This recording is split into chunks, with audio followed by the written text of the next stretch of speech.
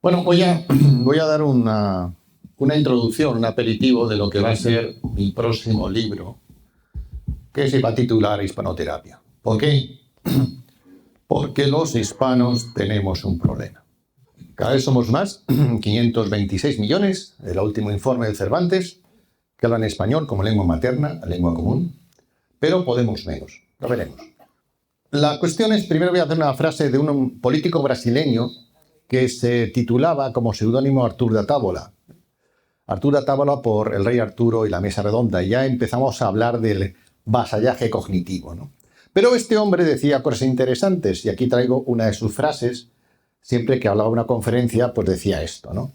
Oír es una proeza, una verdadera rareza, un acto implícito de sabiduría. El receptor no oye lo que el otro habla, oye lo que quiere oír, lo que imagina que el otro iba a hablar, lo que ya pensaba anterior respecto a aquello que la otra persona estaba hablando. Yo les pido a ustedes pues amplitud de conciencia, sin prejuicios y abrirse a la aventura de cambiar de opinión.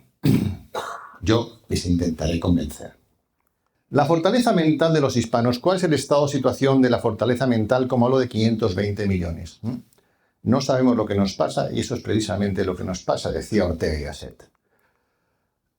Como decía, tenemos un problema. Houston, ¿se acuerdan ustedes de aquella nave que no llegó por un problema que tuvieron que resolver con una lata de Coca-Cola? Bueno, somos más, pero podemos menos. ¿Y por qué podemos menos? Porque estamos divididos, somos dependientes, estamos enfrentados y nos equivocamos a menudo de enemigo.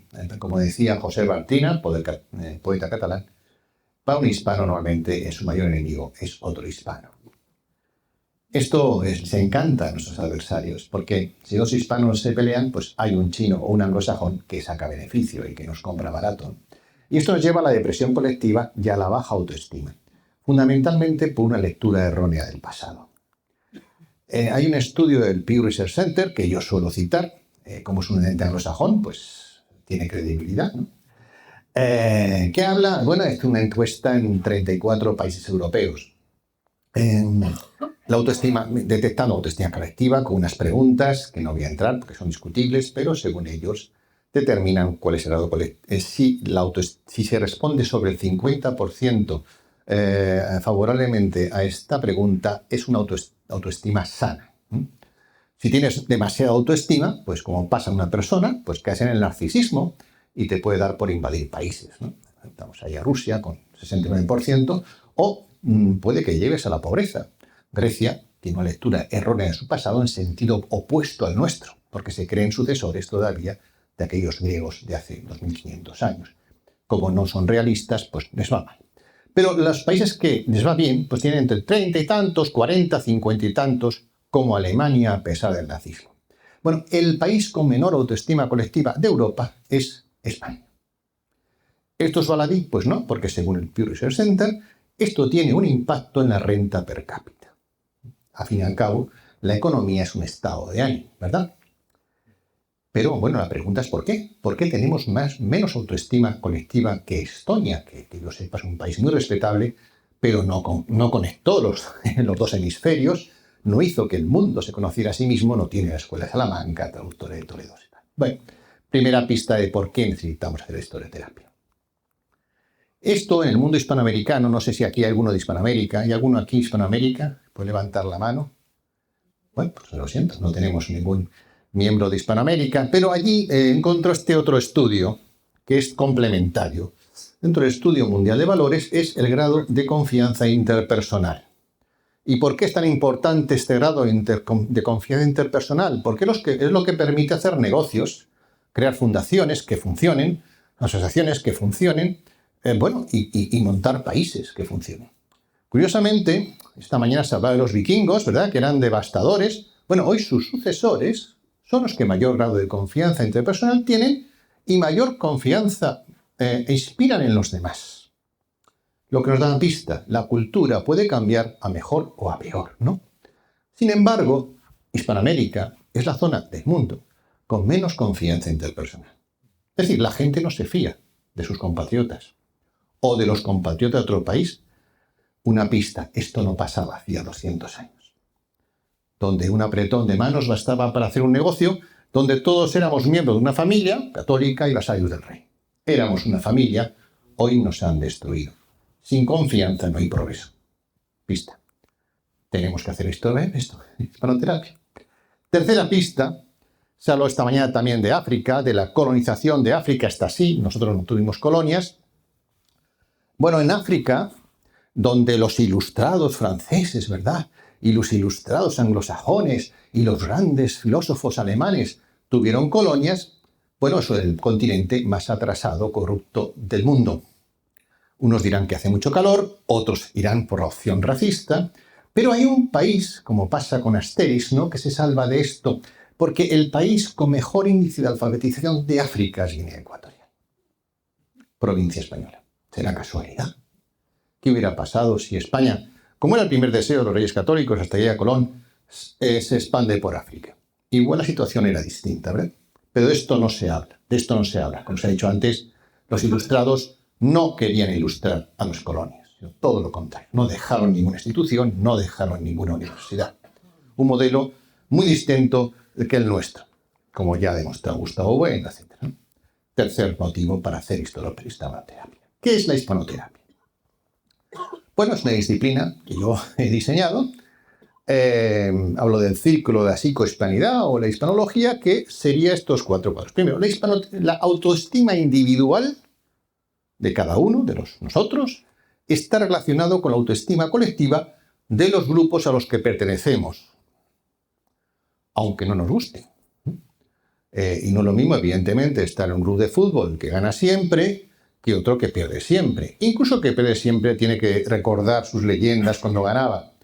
Es importante ser consciente de eso. Si uno es de una familia y su bisabuelo era un ladrón, un genocida y un violador, difícilmente va a tener una autoestima sana, sobre todo cuando eso es falso, porque fue inventado por otra familia del pueblo para quitarles el poder.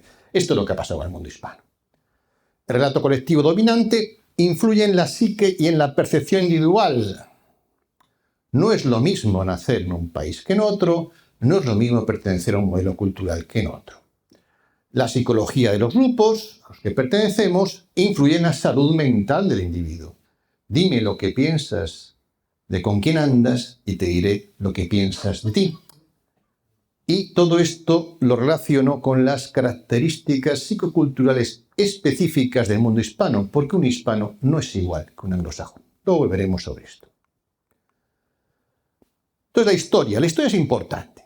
Uno dice, ¿quiere mirar al futuro? Por supuesto, pero hay que saber de dónde partimos y de dónde venimos, si no, estamos perdidos. La historia y la cultura nos afectan a todos, vivos y muertos, de manera íntima, personal y colectiva, incide en nuestra autoestima, incluso en las posibilidades de encontrar trabajo y tener éxito. Es nuestra carta de presentación. Es verdad que los españoles, cuando dan fuera, como son conscientes de que parten con desventaja, se esfuerzan más que los demás y a nivel individual tienen éxito. Pero van con un hándicap, van con un man atado a la espalda.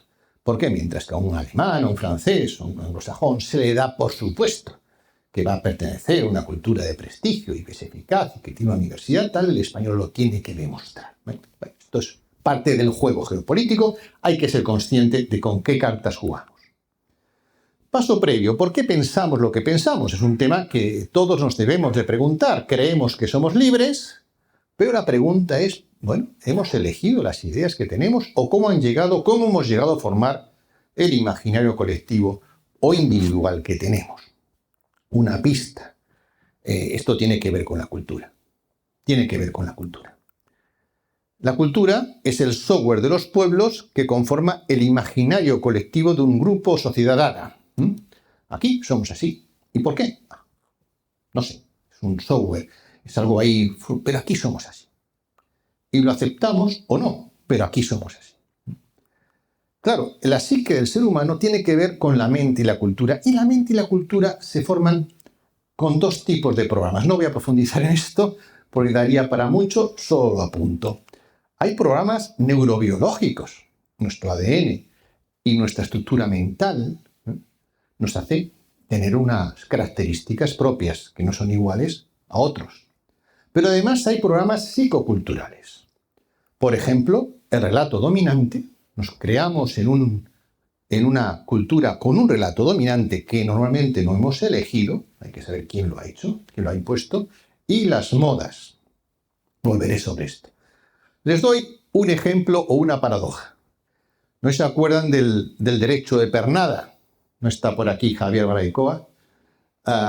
Bueno, el derecho de pernada era algo que los señores de Edad Media tenían sobre sus siervos y consistía en el derecho de tener relaciones sexuales con la noche de bodas, con hombres y mujeres, por cierto. Uno de los territorios donde esto se extendió más es en Cataluña, con las remensas, los malos usos que solo se anularon por Fernando el Católico, un Trastámara, con la resolución de arbitraje de Guadalupe, es decir, en Cáceres. O sea, tuve que irse a Cáceres para resolver los problemas que tenían los siervos con los señores catalanes. Siempre han tenido este problema que lo quieren ocultar ahora con el nacionalismo, ¿no? Bueno, el derecho de pernada era esto. Hoy diríamos, hombre, vivimos una sociedad moderna, esto no existe. Efectivamente no existe el derecho de pernada físico, pero sí existe el derecho de pernada mental. Aunque no seamos conscientes, todos somos siervos de los señores del relato colectivo, que nos lo imponen aquí, y violan nuestras mentes. Violan nuestras mentes muchas veces con nuestro consentimiento. Quizás peor que lo que pasaba entonces. Porque la guerra cultural se juega en nuestro cerebro. ¿Y cómo actúa la guerra cultural? En 3 territorios. En el terreno del relato, ya lo hemos visto, el terreno del lenguaje, luego hablaremos de ello, muy importante, esta mañana se ha hablado algún día del lenguaje, y las imágenes. Aquí tienen un ejemplo de las imágenes de Debris que acompañaban al libro de Bartolomé de las Casas. El libro de Bartolomé de las Casas fue un bestseller en Europa, no por casualidad, pero fundamentalmente no por lo que decía, porque no sabía leer la gente, sino por las imágenes que acompañaba de Debris, donde mostraban a los españoles como caníbales que comían niños. Los españoles, no los aztecas, curiosamente. Esto es lo que veían las masas que accedían a esos libros. Hoy la gente sabe leer, pero no practica, con lo cual la imagen sigue siendo enormemente relevante. Y la imagen se mete en nuestro cerebro sin que nos demos cuenta. Desde que existe la imprenta, está el arte de la propaganda. Hasta la imprenta, todos los pueblos, todos los imperios dominantes han tratado, como hoy, de cambiar la cultura de los dominados imponiendo su modelo cultural. Todos. La diferencia es que en la edad preimprenta tenían que dominar el territorio. El Imperio Romano, del que todo el mundo habla bien, aquí todo el mundo puede tener derecho de dorada, menos el Imperio Español. El Imperio Romano, del que todo el mundo habla bien, cuando era esclavista, violaba gente y a los niños los tiraba fuera, tenía su parte oscura. De no hablamos porque es base legitimadora de Occidente, ¿no? Bueno, pues el Imperio Romano, para imponer su cultura, que lo hizo en España, nos privó de nuestras religiones preromanas, de nuestra lengua, pero nadie nos quejamos, estamos encantados. Lo hacía dominando el territorio. A partir de la imprenta esto ya no es necesario. Hoy, por ejemplo, pues comemos McDonald's, Burger King, Coca-Cola. No hace falta que Estados Unidos nos domine territorialmente para dominar nuestra cultura, ¿no? Entonces, durante 5 siglos se ha perfeccionado el arte de propaganda, que afecta a todos los sectores. Uno es consciente de que la propaganda existe, pues, por ejemplo, en las elecciones o en las modas. Claro, ¿por qué? ¿Por qué un anuncio cuesta hasta millones de euros? Un anuncio en la televisión de 1 minuto, 2 minutos, puede costar 1 millón de euros. ¿Por qué una empresa paga esa cantidad? Porque funciona. Porque condiciona nuestro comportamiento de consumo, nuestro comportamiento de compra. Incluso creemos que somos libres, pero nos vestimos a la moda. ¿Quién crea esas modas? Es un debate que no voy a entrar. Hay modas ideológicas. Hay modas ideológicas. Y uno, por estar a la moda, por ser aceptada por el grupo, mata. Porque es lo más cómodo. Lo vemos aquí. Cuando uno tiene que ir contra el relato dominante, tiene un coste. Están pagando aquí nuestras amigas que luchan contra el relato dominante. Lo más fácil es dejarse llevar por lo que está de moda, por lo que te permite ser guay en un grupo dado, sin profundizar demasiado en qué significa esa ideología o ese relato dominante. Claro, esto lleva a que somos vasallos cognitivos, a que tenemos un comportamiento inducido y que puede ser que estemos colonizados mentalmente por nuestros adversarios sin que seamos conscientes de ellos. Una pista, ¿no? España tiene una colonia territorial en el sur, que ya casi hemos asumido, Gibraltar, Argentina tiene Malvinas, Venezuela tiene Esequibo, Cuba tiene Guantánamo. ¿Por qué en el siglo XXI hay países hispanos con colonias anglosajonas y no se quejan? Igual es porque están colonizados mentalmente. Otra prueba de cómo se forma nuestra mente sin que nos demos cuenta. Los alumnos hispanoamericanos, me lo enseñó hace poco, estaba en casa de un amigo venezolano, que me enseñó orgulloso un mapa donde América estaba en el centro. Dice, mira, con esto estudiamos en los colegios. América en el centro, sí. Pero ¿qué mapa de América?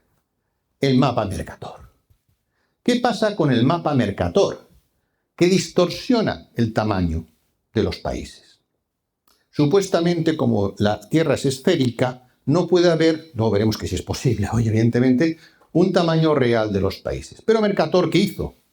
Ampliar desproporcionadamente el norte y reducir desproporcionadamente el sur. Los hispanoamericanos se forman con mapas Mercator donde América del Sur es más pequeña que América del Norte, lo cual es falso. Esto lo que permite después que haya un país que diga América para los americanos, no para todos, para los míos. Y acepten ellos llamar a un país América. Hoy uno también se le escapa, ¿no? Es casi inevitable, pero es como si Francia no se llamase Francia, sino Europa. Y nosotros aquí en Europa dijéramos, oh, ¿cómo se llaman los franceses? Europeos. ¿Y los demás qué somos? Bueno, hispanoeuropeos, europeos. Solo los franceses son europeos. Esto es lo que aceptan los ciudadanos hispanoamericanos. Porque desde pequeños se están ya gobernando el cerebro diciendo, sois más pequeños que el norte. Pero hoy tenemos mapas satélites. Fíjense ustedes, esto es un mapa satélite, ¿no? ¿Qué diferencia, no? ¿Qué diferencia? Pero vuelvo a decir, en libros, en libros de texto españoles, el pasaje cognitivo es muy fuerte, se dan mapas Mercator con otra particularidad. Claro, están orientados hacia el norte, pero ustedes saben, como yo, que el norte es una convención, porque ¿por qué el norte está arriba? Bueno, que arriba tampoco existe, ¿no? Porque el planeta da vueltas y el Sol también. ¿Por qué el norte es el norte? Entonces habla por el norte magnético. Ah, voilà. Pero es que el norte magnético, la ley del magnetismo, como ustedes saben, son que polos opuestos se atraen. Cuando la aguja marca el norte, quiere decir que está siendo atraída por el sur. Luego el polo magnético es en el sur. Imagínense ustedes si nos educáramos con este mapa. Igual, quien manda ahí no podría mandar. Así de fuerte es la cosa. Así de fuerte las cosas. El norte está sobredimensionada. Rusia es verdad que es el país más grande, pero no es más grande que África. África es mucho más grande que Rusia. Y América del Sur es mucho más grande que América del Norte. Bien. Entonces vamos a hacer un diagnóstico, adelantando unas pinceladas, no puedo entrar, de los 5 síndromes que provocan nuestra distorsión cognitiva hispana. La primera, ya en la introducción se habla, y un término que creé hace unos años, que es el hispanobobo. Resumido, es el hispano que lanza piedras contra su propio tejado, pensando ingenuamente que no le va a dar en la cabeza porque no se siente español o él es de una ideología guay. Bueno, te va a dar en la cabeza porque es tu familia. Este virus cultural lo contamina todo. Estamos dominados por la ingenuidad galopante.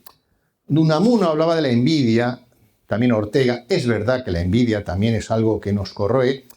Es curioso, ¿no? El español tiene envidia de que otro español triunfe, pero no de lo que le haga un extranjero. Esto es muy curioso. Bueno, yo creo que ustedes en la universidad lo sabéis. ¿No?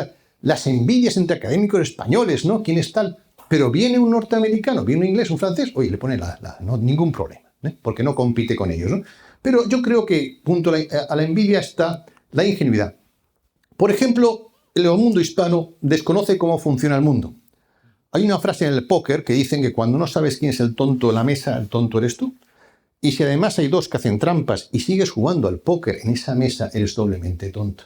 Bueno, el tonto de la mesa geopolítica es el mundo hispano, que juega en una mesa donde los demás hacen trampas y él trata de ser honesto. Claro, incluso hemos dado a los hispanófobos el poder de crear nuestro relato. Es el único caso en el mundo, ¿eh? No hay ningún otro país importante, que haya cedido el poder de crear el relato a los que le detestan o a los que le desprecian. Nosotros lo hemos hecho. Hay hispanistas, algunos buenos, es verdad, pero no hay anglicistas y francistas. Le damos, eso es una pista a seguir, ¿verdad? Así que la hispanofobia, ¿en qué deriva? En autoodio. Porque luego lo veremos, cuando se odia a la puta España, te estás odiando a ti mismo. Y una neurosis cultural, que es lo que vivimos en estos momentos. Bueno, el verdadero hecho diferencial es este, y no otros, que tenemos una obsesión por admirar a los que nos desprecian, con tal de que sean extranjeros. Y se da esta paradoja en la política española, en todos los sitios. La derecha suele ser anglófila o germanófila. La izquierda suele ser francófila, rusófila, sinófila. Pero para ser hispanófilo hay que ser extranjero. Único caso en el mundo. Único caso en el mundo. Este es nuestro hecho de diferencia. Y tenemos enemigos psicológicos internos. Además, los penobobos. Unos, el victimismo o la huida de responsabilidad o la búsqueda desesperada de chivos expiatorios. Esto se da más en América que en España, pero en España está empezando a ocurrir mucho. Claro, nosotros siempre en la misa, ¿se acuerdan que ustedes decimos esto de por mi culpa, ¿no? Llegó un momento en que los psicólogos empezaron a decir que eso era una actitud negativa, que nos desmejoraba, etcétera, ¿no? Entonces el por mi culpa se ha convertido en por la culpa de otro, por la culpa de otro, por la culpa de otro. Yo no tengo la responsabilidad, es otro. En el caso de América, ¿por qué está mal América? Por culpa de España. Pues se fueron aquí hace 2 siglos, da igual. ¿Cuál es el responsable de los problemas del mal llamado País Vasco? La puta España. Pero si lleváis 48 años gobernando, da igual. Si algo pasa mal en Cataluña, ¿de qué es culpa? De Madrid. Hombre, pero joder, ¿alguna vez asumiréis vuestra responsabilidad como adultos? No, es más fácil otro. Me siguen votando. Me busco un enemigo externo y vivo muy bien. No tengo que rendir cuentas. Lo otro es el sectarismo patológico. Izquierda-derechas, como saben ustedes, es una convención. De nuevo, antes eran liberales conservadores. En el fondo se trata de dividirnos para que, bueno, nos entretengamos, ¿no? Y no pensemos que los enemigos comunes están fuera. Bueno, pero en todos los países hay izquierdas y derechas, pero uno es de un país y luego es de izquierdas y derechas. Aquí no. Aquí es de izquierdas. Y luego, si acaso, a lo mejor te acuerdas de que eres también un país, ¿no? O el localismo extremo. Todos son localistas, pero aquí uno de su pueblo y desea que al pueblo al lado le vaya mal. Esto pues se extiende luego a lo que tenemos en estos momentos, y hablaré después de la pulsión fragmentadora. O esa obsesión radical por negar la existencia de España. España no ha existido nunca. Cataluña, Galicia y el País Vasco sí, y de hace siglos. Pero, entonces, ¿por qué la culpa la tiene la puta España si no ha existido? ¿O por qué se exige que pidan perdón a España si no ha existido? España solo existe para lo negativo.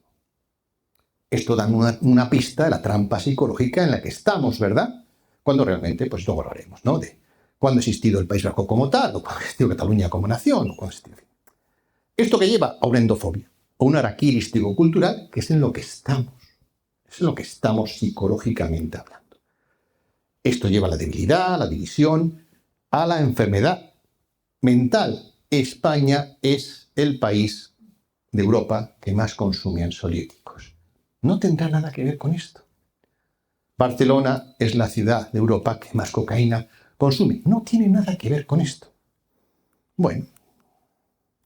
El segundo símbolo es el hispano acomplejado y dividido contra sí mismo, porque estamos sometidos a creencias limitantes y obsesiones fatales, como esto el dilema de ustedes-nosotros. Ya lo dicen en América, ¿no? Ustedes-nosotros, decía Ramón Peralta, ¿no? Que estudios de genética de poblaciones dicen que el 50% es genética común, ¿no? Entonces, ¿qué ustedes y nosotros y todos defendemos el mismo tronco? Pero pasa ya en España. Los españolistas, nosotros, no sé. Pero todos defendemos el mismo tronco. Si estamos muy mezclados, si el fenotipo es el mismo, también por estudios de genética de poblaciones, ¿no? Es crear división donde no hay división. ¿A quién beneficia? Siempre es la pregunta, ¿a quién beneficia? Hay unos dilemas en América y en España que nos nublan el cerebro, ¿no? Hay un paraíso prehispano. Antes de llegar los hispanos, aquello era un paraíso. Entonces, ¿por qué se comían unos a otros? ¿Por qué la mayoría de los indígenas se aliaron con los españoles? No conocían a Rueda, etcétera, etcétera. Hay una oscuridad en los 300 años de la América Virreinal. Entonces, ¿por qué todo el mundo quería hacerse con las rutas comerciales? ¿Por qué todo el mundo querría conquistar América después de que llegaran los españoles? porque era la joya de la corona. Nueva España unía Asia, América y Europa. La primera consecuencia de las mal llamadas Guerra de Independencia es que se acaba el galeón de Manila. Da una pista de quién beneficiaba todo esto, claro. Y las nuevas repúblicas, liberación y éxito, libertadores. ¿Y por qué ahora sois más pobres que nunca? Si os liberasteis de un yugo. En España pasa algo parecido. España no existió nunca, como digo. Pero los demás sí. Entonces, ¿por qué vos decís que la culpa de todo es España si no existió? La pertenencia a España es causa de oprobio e imposición. ¿Cómo habéis sido tan cobardes de aguantar estos 5 siglos? La independencia será la puerta del paraíso. Luego veremos que los casos que ha habido hasta ahora no marcan eso. Es decir, vimos el cuento del patito feo. Tenemos las alas agarrotadas y no queremos volar porque queremos que los patos nos acepten. Y hacemos de pato. Y es negar el ser de lo que somos. Es negar el ser. Y cuidado, no importan los hechos en todo esto, sino las imágenes que nos metan aquí los que saben cómo hacerlo. Se habló esta mañana, muy rápido, solo las creencias limitantes que pesan sobre nosotros. Es que nuestro imperio, no existimos, pero para lo malo sí. El imperio fue genocida, pero si no existió España, pero fue genocida. Fue intolerante, pero si no, hemos visto que en Perú eran 20 y tantas víctimas, en toda América no llegaron a 80 de Inquisición, en toda la historia de Inquisición no llegaron a 3.000, mucho menos de cualquier país, mucho menos de los católicos que ejecutó Isabel I, pero a científico últimamente esclavista, a lo que he dicho esta mañana, yo puedo añadir un dato, el primer persona que denuncia la esclavitud negra y la considera contraria a la fe y a la ley natural es un capuchino, Juan José de Jaca. ¿Por qué no es famoso este hombre? Porque a diferencia de Bartolomé de las Casas, cuando Bartolomé de las Casas denuncia el maltrato a los indígenas, esto solo afectaba al Imperio Español, porque el resto no tenía imperio. Cuando Juan José de Jaca denuncia que la esclavitud es contraria a la ley natural y al derecho divino, porque no se puede esclavizar a un ser humano, ya que es hijo de Dios, pero mucho menos si está bautizado, esto pasó desapercibido porque los que estaban haciendo esclavitud eran los demás. Con todo, tanto Carlos II como Felipe V dictaron normas para mejorar el trato al esclavo negro. No acabaron con la esclavitud, pero tuvo ese informe de incidencia y fue discutido en el Consejo de Indias y fue discutido en el Consejo de Estado, en fin. Todo esto no se sabe por qué nos beneficia. Lo que nos beneficia está escondido. Este informe se habló esta mañana, no sé si se habló esta mañana, de cómo estamos, ¿no? Cómo está todo, ¿no? Pero creo que hay casos cercanos a gente de aquí. Esto es un informe de psicólogos que publicó la ABC hace 2 años. Nunca antes la salud mental de los chavales había sido su principal problema. 1 de cada 10 intenta suicidarse. En plena época de los derechos humanos, igualdad, progresismo. ¿Cómo pasa esto? ¿Por qué a nadie le interesa analizar por qué pasa esto? Bueno, yo doy una pista. Igual hay otros factores, por supuesto, pero una es que la educación ha dejado de forjar el carácter, que es una de sus obligaciones. Matamos al padre, negamos el legado, venimos de un legado, hay que honrar a los antepasados, es de bien nacido ser agradecido, estamos aquí por alguien que nos trajo ante aquí, veremos si nuestros bisnietos pueden decir lo mismo de nosotros, negamos nuestro ser, el mestizaje, hay una cancelación histórica, una memoria selectiva, solo lo que interesa a cada grupo, y un salto temporal. Esto nos lleva a la neurosis colectiva. El tercer es el vasallaje cognitivo. ¿Qué quiero decir con esto? Una de las peores cosas que se puede decir a un pueblo o a un individuo es que tú no puedes pensar por ti mismo, porque no tienes pensamiento propio. Esto es lo que se nos dice a los hispanos todos los días. Para pensar tenemos que acudir a otros pensadores. Creemos que no tenemos carencia, no tenemos autoridad cognitiva. No hay pensadores hispanos. ¿Por qué esto es así? Porque se ha borrado el siglo XVI y XVII. ¿Y por qué se ha borrado? Porque fue dominado por hispanos. Y además es el siglo clave para entender el pensamiento occidental. Por contra, se ha impuesto un imperialismo metodológico franco-anglosajón, que dice cuándo empieza la Edad Media, cuándo empieza la Edad Moderna, cuándo empieza el Renacimiento, en qué consiste todo esto, y todo esto para perjudicar a España. No me da tiempo a meterme en esto, pero una muestra pequeña. El hecho más fundamental de la Edad Media fue la conversión del Imperio Romano al cristianismo. Esto es lo que es más fundamental. Claro, el problema es que esto lo hace un edicto de un emperador Teodosio, que era hispano. No se borra. El hecho más fundamental después también fue la invasión de la península ibérica por el mundo musulmán, que es lo que cambió la historia, porque hizo del Mediterráneo una barrera comercial. No, se busca cualquier otra cosa, hasta se niega que la Edad Moderna, en muchos libros de texto, yo los he visto, el libro de texto de la Comunidad Autónoma de Madrid, en inglés, que la Edad Moderna empieza con la imprenta, con la caída de Constantinopla. No, lo de llegar, lo que el mundo se conociera a sí mismo, eso es baladí. Eso no es. Llegarán a conocer, si los hispanos llegasen a un planeta con vida inteligente, dirían, eso es una tontería. Bueno, entonces, ¿qué hay que hacer en España para ser cultos? Una reflexión que puedo hacer aquí, yo esto lo hago con una meditación, no me da tiempo ni voy a atreverme a esto, pero les voy a poner mi propio ejemplo. Yo cuando tenía 18 años hice una lista de 150 libros que tenía que leer para ser culto. 75 de literatura y 75 de pensamiento. ¿Por qué hice esto? ¿Porque me interesaba ser culto? Bueno, porque entonces para ligar había que parecer ser culto. Igual hay que valorar a cada generación por este tipo de motivaciones. Claro, había que hablar con una chica porque Kafka es lo que estaba de moda. Bien, en el tema literatura, pues había autores bastantes hispanos y hispanoamericanos, evidentemente. Borges, García Márquez, Rulfo, en fin. Octavio Paz, Quevedo, Góngora, Cervantes. Pero en la parte de pensamiento, y esto solo me di cuenta cuando produjo mi conversión histórica, que es parecida a la religiosa, solo había dos, Unamuno y Ortega. Pero no me di cuenta.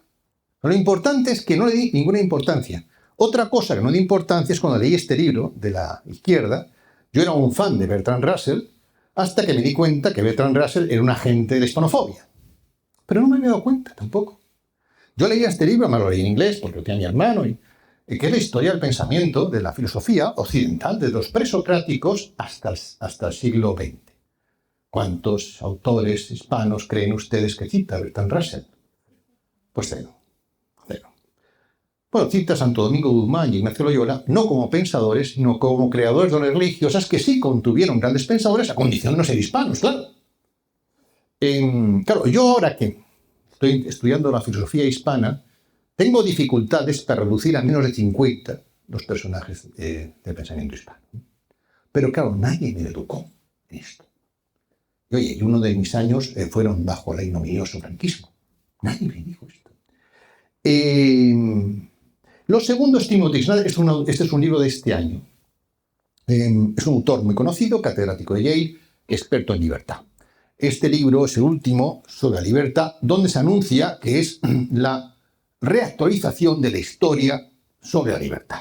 Fui a verle, Madrid, Barcelona, se presentó, abarrotado, 250 personas. Bueno, yo ya no compro un libro sin mirar la bibliografía, lo que les recomiendo que hagan ustedes. Yo voy a la bibliografía, autores hispanos, cero. Pero había, aparte de los consabidos ingleses, norteamericanos, franceses, alemanes, griegos, italianos, había ucranianos, había checos, había coreanos, había chinos, había rusos, no había ningún autor español. Pero fíjense ustedes la anécdota que él en el libro cita su experiencia que cuando tenía 14 años sus padres, que hablaban español, norteamericanos, iban a veranear a la República Dominicana. Y él dice en el libro, y yo me quedé asombrado de cómo vivía esta gente. Eso sí que era libertad. La libertad está ahí y no en mi país. Pero no tuve la curiosidad para decir, ¿y de dónde les vendrá esto la libertad? Por supuesto, yo hice la pregunta, es una pregunta escrita que nos sacaron. ¿Por qué usted no cita a ningún otro español? Bueno, estamos dominados por esto. Es decir, uno que da una conferencia en cualquier aspecto de la vida en España, salvo que sea una cosa muy político, cultural, folclórica, si quiere parecer culto, no va a citar ningún autor español. Cita a un autor será casi como complejo. No existe una ponencia de un autor español que hable de un tema, puede ser de filosofía, puede ser de lo que sea, que solo cite autores españoles. Ahora, vaya usted a Inglaterra, vaya usted a Francia, vaya usted a Italia, a Alemania. Es todo lo contrario. ¿Esto es irrelevante? ¿Se creen ustedes que esto es irrelevante? Fíjense ustedes estas dos listas de nombres. En azul, esto no tiene nada que ver con connotaciones políticas, en azul están autores que no son hispanos, que son los que estudiamos. en el colegio, en la universidad, lo que conforman nuestro imaginario colectivo, nuestro pensamiento. En rojo están autores hispanos que no estudiamos. Yo no voy a preguntar si alguien sabe quién es García de Céspedes o Gómez Pereira. Son sus compatriotas. Bueno, la curiosidad es que los de rojo influyeron en los de azul. Los de azul eran tributarios de pensadores hispanos. Y esto en el siglo XVI se sabía.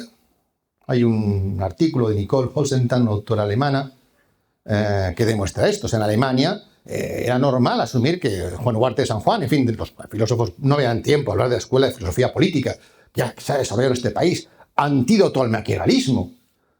Había otro modelo. Es que hay un gozne de la historia, que es cuando la paz de Westfalia, donde cambiamos recta razón por razón de Estado. Es en lo que estamos. Hubo un cambio moral que no se enseña en la escuela. Bueno, los rojos están cancelados por ser hispanos. Los azules son los que conforman nuestro imaginario colectivo, sin decir que son discípulos tributarios de los hispanos. Esto es lo que tenemos. Esto es lo que tenemos. Y finalmente, el síndrome de Estocolmo del... Ostras, me he ido de tiempo. Tengo que ir más rápido. Bueno, el secuestro terminológico. Oiga usted, es que esta mañana se decía el lenguaje. Evidentemente, un dato, el adolescente medio español utiliza 500 palabras. El español tiene 200.000. Cervantes, el Quijote, utilizó 23.000. No había educación obligatoria en Internet. La pregunta es, ¿con 500 palabras puedes tener pensamiento propio, constructivo, creativo? Bueno, pues además de ese problema es que las palabras que tenemos están condicionadas porque vienen impuestas por un modelo cultural que avisamente nos borra la memoria. Genocidio. Hay palabras que tienen calificativo, son negativas, tienen calificativo hispano. Genocidio hispano. No se habla de los que han hablado esta mañana. Machismo hispano. Aquí la mujer no perdía el apellido. Pero los machistas somos hispanos. Conquistadores, malos. Los otros eran colonos buenos. Inquisición, mala. Los otros. Lo bueno tiene calificativo necesariamente de otro modelo cultural. Es decir, liberal, anglosajón, o norteamericano, o francés, pero no español. Español no es liberal. Yo defiendo que el liberalismo humanista que nace en la Escuela de Salamanca. ¿Qué hemos olvidado? Como se han dado esta mañana ejemplos de políticas sociales que podía ser la fuente por una izquierda hispanista, pero no, ellos prefieren seguir a Marx, judío alemán que escribía en Londres. Bueno, todo esto, modernidad, pues tiene que ser de otro país, ilustración de otro país, revolución. No hemos tenido revolución, no. ¿Quién más revolucionó el mundo que la primera globalización? Pero bueno, hay palabras que nos roban nuestra historia, como América, para que un país pueda decir a Sudamérica para los americanos, Latinoamérica, no voy a entrar. Hay la doble vara de medir, ¿no? Unos son buenos. Alejandro, el Magno, su imperio duró 13 años. Julio César era un genocida. Hernán Cortés, su modelo duró 300 años. Pacta con los mestizos. Reconoce a su hijo mestizo, pero es un sanguinario. En fin. Doble vara de medir. También está la manipulación, el nacimiento, no me da tiempo, pero en el siglo XIX se cambian todos los términos. Salemán nunca fue Salemán, fue Carolus Ucaba, porque el francés no se hablaba en su época, pero pasa a ser Salemán y nadie lo critica. Los países crean la nación, Estado-nación, cambiando los términos para aumentar su autoestima, salvo uno, que creamos términos para dividirnos. Es cuando entonces Sabino Arana crea el término País Vasco, por ejemplo. Bueno, yo también tengo un libro sobre el Sacro Imperio Romano Hispánico, está en mis camisetas, que yo defiendo que el sucesor, el legatario del Imperio Romano real fue el Sacro Imperio Romano Hispánico, no el germánico. Alemania no existía, no se llamaba germánico, solo a partir de Bismarck, siglo XIX, para hacer que el Segundo Reich fuera sucesor del primero y por tanto el Imperio Romano, y era un bluff, como dice Gustavo Bueno, un imperio fantasma. Pero a lo nuestro se nos ha robado que fuimos realmente el que llevó la civilización romana plus ultra, tanto geográficamente como cualitativamente. Bueno, quinto, la pulsión fragmentadora. Lo que estamos viendo ahora con el separatismo aquí y allá, indigenismo aquí y allá. Los efectos de la obsesión por dividir al mundo hispano, ¿qué traen? Pues debilidad, pobreza y autoodio. Porque el tamaño importa. Hay hispanos que se encanta jugar en segunda división. Tenemos un problema. ¿A quién sirven los cómplices inesperados? Pues que oye, los partidos nacionales españoles también están en esto, desgraciadamente o no. En 1824, la batalla de Ayacucho, es cuando se produce la independencia formal de América frente a España. ¿Qué ha traído esa independencia? Pues decadencia, dependencia, auto-odio, narcotráfico, ajeno a nuestra cultura. Los del opio eran otros. ¿Por qué el narcotráfico está en América? ¿O esa violencia sistémica? ¿A quién beneficia la ruptura del mundo hispano? Pues a los que crecen a nuestra costa. Fíjense ustedes, cuando el Imperio Romano Hispánico estaba vigente, Nueva España, es decir, México, tenía 8.500.000 metros cuadrados. Hoy tiene 1.900.000. ¿Dónde es la diferencia? A Estados Unidos. Cuando nace Estados Unidos tenía 13 colonias, eran 300.000 kilómetros cuadrados, el tamaño de Ecuador. Si no llega a ser por el robo a México, hubiera sido Estados Unidos un país indiferente. Brasil también crece a costa nuestra, aprovechando la gran independencia. Hoy tiene en torno a 9 millones de kilómetros cuadrados. Sí.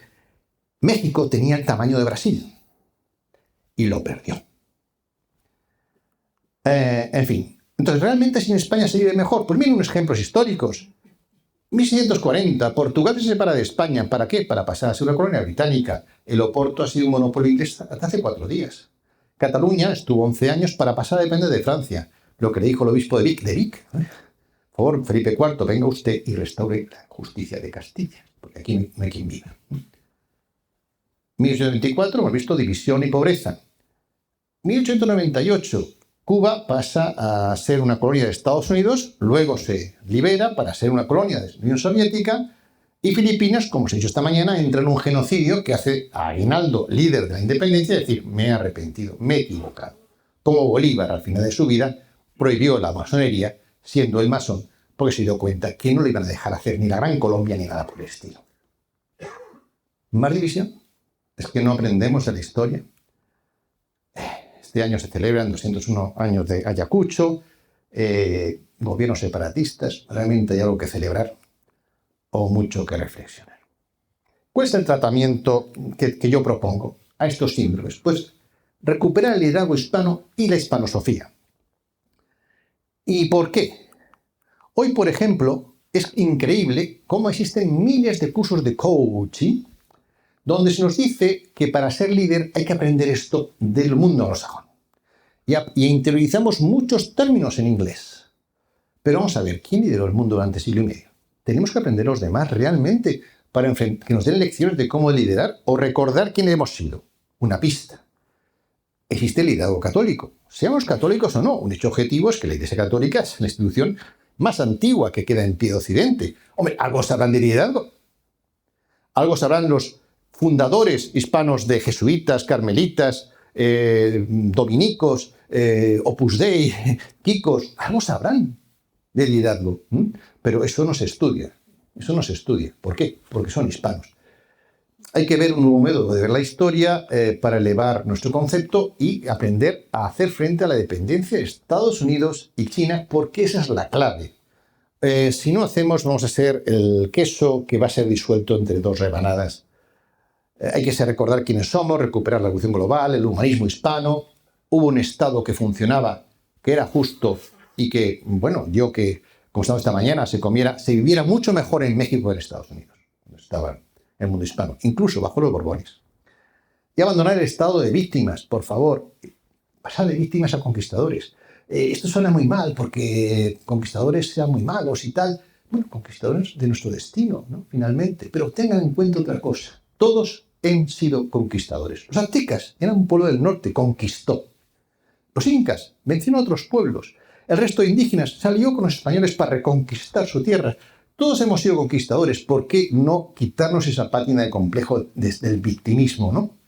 Y recuperar para mí el SIR, que es el modelo exitoso de Estado humanista que funcionó y que era el principal heredero del Imperio Romano.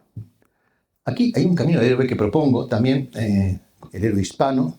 La identidad, al fin y al cabo, es el resultado de la historia que nos cuentan o que nos contamos. Alguien quiere borrar tu pasado, hay que preguntarse por qué. Porque eso es borrar tu identidad. Igual sustituirla por una artificial, aunque te parezca mucho más vistosa porque está de moda. El ataque al español en cuanto a lengua común nos perjudica a todos. ¿A quién beneficia? A los que tienen otros modelos lingüísticos en competición. Es decir, si nosotros cuidamos nuestro idioma común, ¿quién está preocupado de esto? Los franceses, los ingleses, otros. El último discurso de Mitterrand en el Parlamento Europeo dijo esto. Él estaba preocupado por la globalización, porque podía dejar muy pocos idiomas. Y a él le importaba un bledo que desapareciera el flamenco, pero el francés no estaba dispuesto. Y se nota en muchas decisiones que están tomando Francia, que nos perjudica.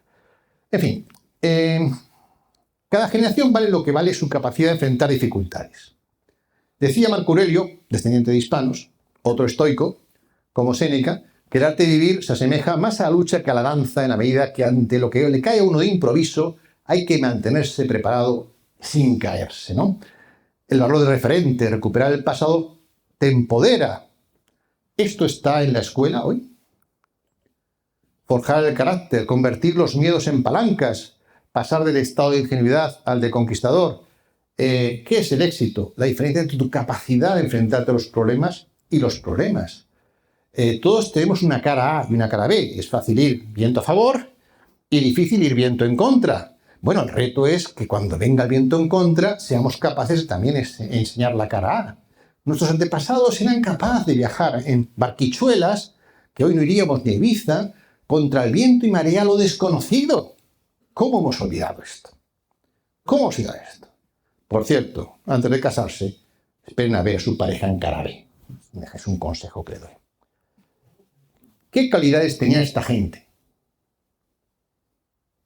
¿Cuántos haríamos hoy lo que hicieron ellos? Muy modernos, ¿verdad? Pero igual un poquito debiluchos estamos, ¿verdad?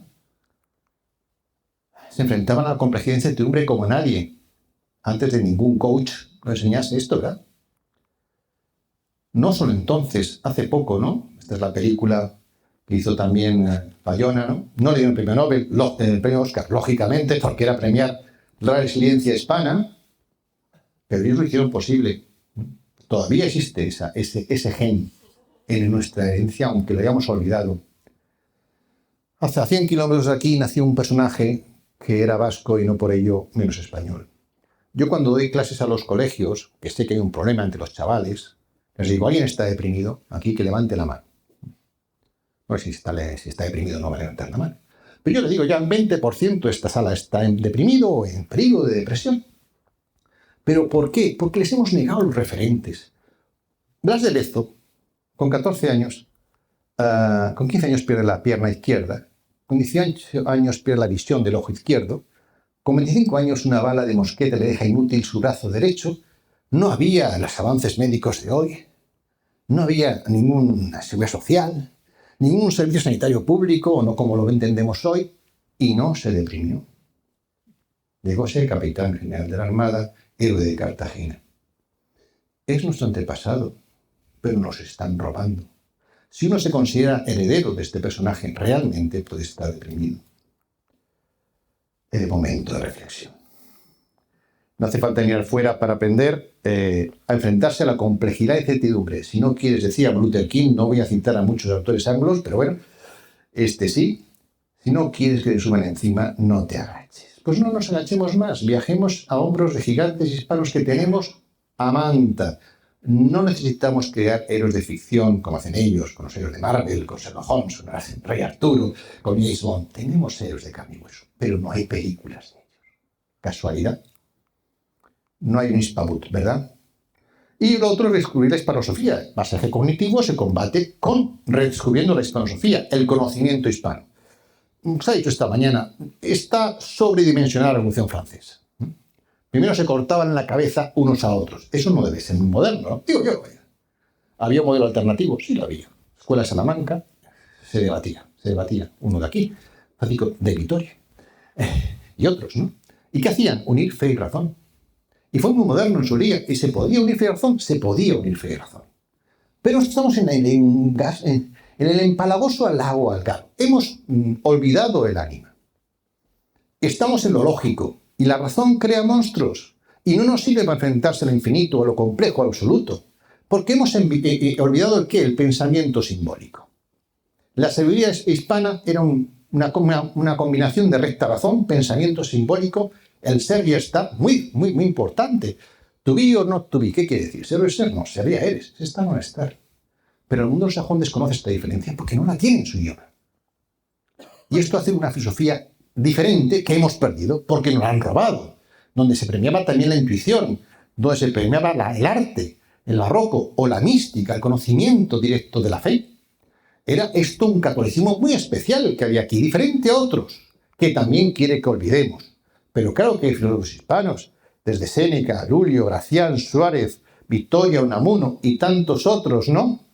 Bueno, hay que volver al renacimiento cultural, a la vuelta al equilibrio, al sentido del límite, nula ética, sine finibus, también eso hablo en mi libro, ¿no? Algunas máximas filosóficas para hoy, por ejemplo, ora dubita et labora. Saben que una cosa católica es ora et labora. Los protestantes se salvan por la fe. Servo arbitrio, servo arbitrio, es decir, negación de la libertad. Pero esos son muy modernos, Bueno, otros, Calderón decía, no desprecie los sueños, el gran teatro del mundo, ora dubita et labora. La duda no es un problema, es una parte del pensamiento. Con miedo medio vives, el coraje como medio de vida. Tomamos ejemplos de los antepasados, ¿verdad? Con templanza no se tiembla, con ira mentirá, mira donde nadie mira. Sé noble, actúa con honor. ¿Sabes? Lo de patrimonio del alma, pero el alma solo es de Dios. El caballero como modelo, el caballero, el héroe, el santo, el sabio, que practicaba el equilibrio, la actitud de miras, cogita, elabora, no solo piensa, trabaja. No se puede estar en indignación, hay que pasar a la acción. Yo tengo un plan de 20 medidas para la acción. Una de ellas, por ejemplo, estamos en el País Vasco, estamos en Álava, aquí se come muy bien. ¿Por qué los españoles tienen que ir a Francia a que les cuelguen un neumático francés en la cabeza para decir que cocinan bien? Somos 526 millones de consumidores, no tenemos un puñetero marca de gastronomía hispana. No somos capaces de eso. Es que están encantados de arrastrarse a Francia a que le pongan el neumático, a hacer gratis publicidad a una marca de neumáticos franceses. ¿Por qué no a leones? ¿O por qué no abuelas? Al fin y al cabo, las abuelas son los que han enseñado a cocinar a todos estos, que han convertido la cocina en un laboratorio de química. Bueno, eso. Había en principio, es un cuento, había un éxito moral hispano que se basaba en la unidad, la moral y la eficacia. Llegó la leyenda negra de división, y aquello se jodió. Y entramos en una época de decadencia, violencia, caos y corrupción. Hace 15 años, un grupo de pioneros empezaron a hacer un revisionismo histórico. No era nada nuevo. Julián Judería se había hablado de ello y otros no, pero es verdad que hace 15 años más o menos, un grupo de gente empezaron a escribir sobre la leyenda negra. Mi primer libro, La conjura silenciada contra España, pues fue del 2015, un poco antes de Imperiofobia. Y a partir de entonces, pues realmente estamos en un periodo que da esperanza, porque es solo 15 años, ¿no? Bueno, hay que pasar a la acción y con la acción volverá otra vez el éxito hispano. Yo eso intento hacer. Y algunos lemas para acabar. Cambia tu historia y cambiará tu vida. Hemos sido mejores de lo que nos han hecho creer. Recuerda quién eres y quién has sido y encontrarás tu destino. Perteneces a un club de talento. Solo si nos respetamos nosotros, los demás nos respetarán. Juntos crecemos más fuertes. Unos levantan el puño, pero el puño es a la izquierda. Otros hacen el brazo. Nosotros creamos lazos porque juntos crecemos más fuerte. Siempre plus ultra. Muchas gracias. Piensa grande.